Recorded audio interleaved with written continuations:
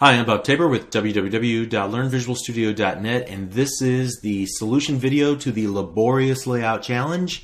Recall, there's no one right way to do this. Make sure that you're not cheating. You should actually crack open Visual Studio and write some code before you get into this video. If you don't, shame on you. Okay, let's get started with the new project, and we're going to call this Laborious Layout.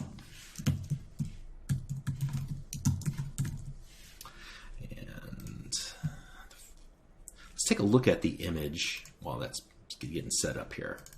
Keep this handy. The way that I see this, let's get that little top area out of the way, is that we have 3 grids. Each of these grids are almost identical, except they have a different title and the colors of these rectangles are the same. I also can see that there are essentially 3 rows, and so I'm looking at this like a grid.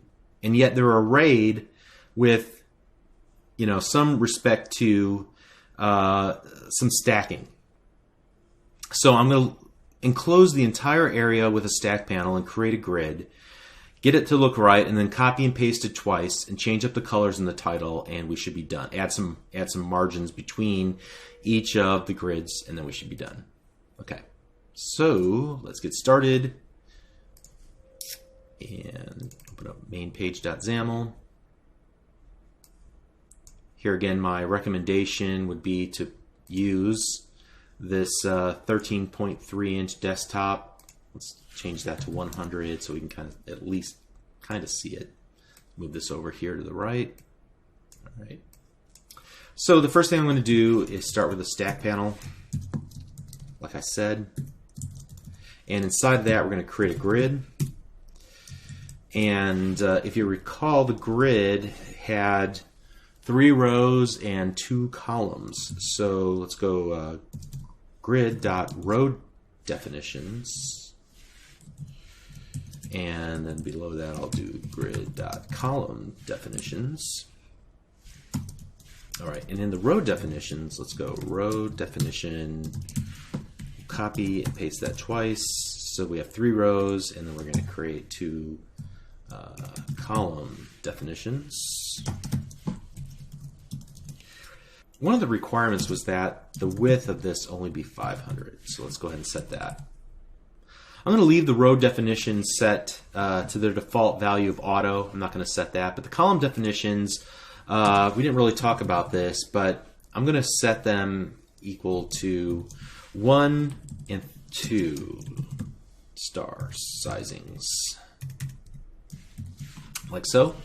That should give us the desired effect of, you can kind of see if you split this into thirds, you have this title area as a third, and then the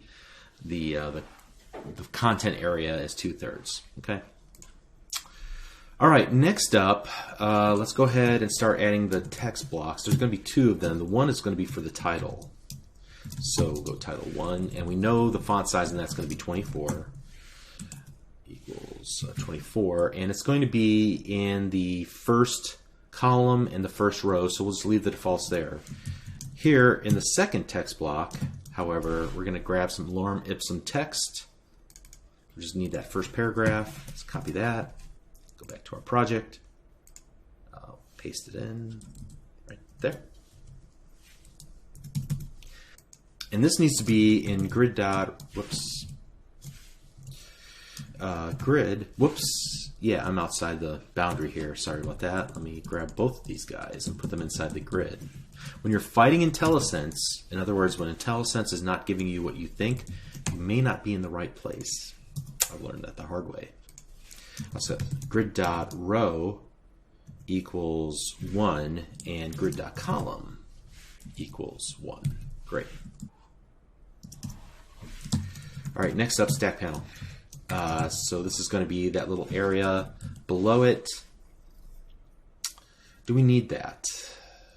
Yes, we do. We need it because we want it to be oriented horizontally. Then we need rectangles. We'll need 3 of them. In fact, let me just go ahead and do this. Fill equals whatever, and then the width will be 100. Height equals 30.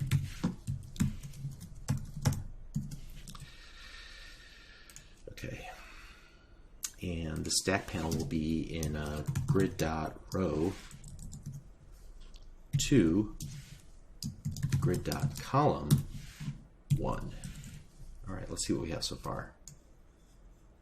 Not much, because we don't see some things. First of all, we need to turn on the text wrapping.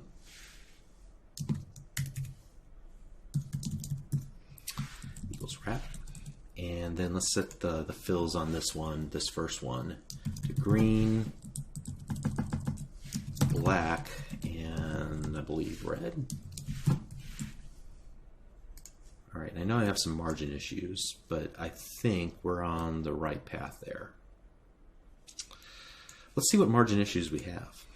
There's no margin there. We don't need any margin here.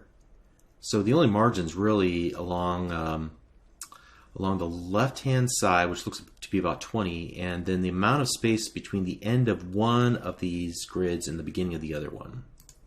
So let us put the stack panel's margin equal 20, 0, 0, 0. And then we'll put at the end of the grid, the grid margin 0, 0, 0, 20. Okay, that should do it. Okay, great. All right, so the hard part's over. Now let's do this. Let's just grab the grid, whole grid. We're going to paste it twice in this stack panel. All right, for the second version of our little grid here, we'll title 2. And let's look at the picture here.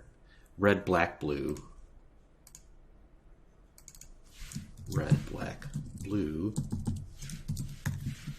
And then this next one would be title 3. And this would be blue, black, and yellow. And before we run it, let me just go over here to the app.xaml.cs, get rid of the frame counter. Gone.